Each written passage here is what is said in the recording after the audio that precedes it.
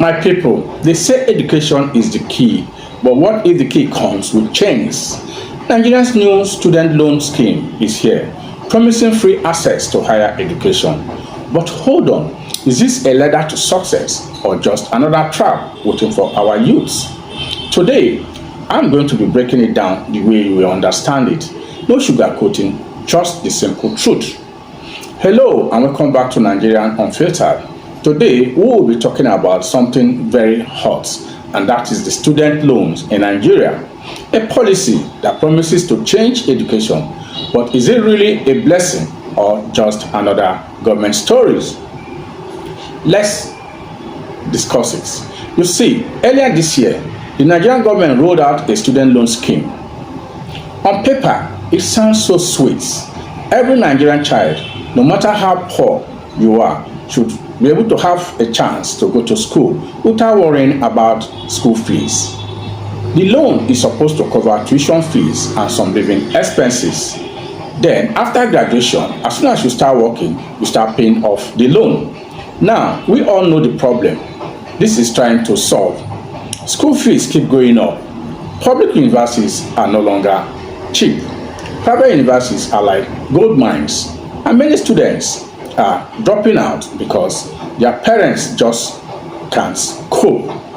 So yes, the idea of a loan looks so interesting and so good and brings up hope. But Nigeria is Nigeria.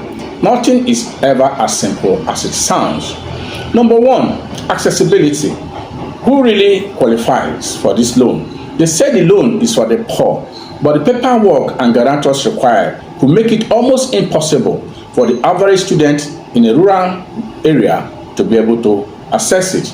If your father is a farmer in Kogi State or your mother is selling okpa in Enugu State, how easy will it be to find a guarantor who are civil servants on level 12? Number two, repayment mode.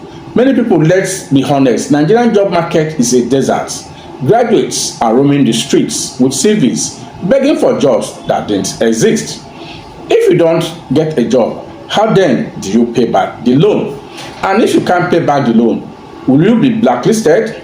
Will it affect your future? Nobody is telling us anything clearly about this. Number three, sincerity of the government.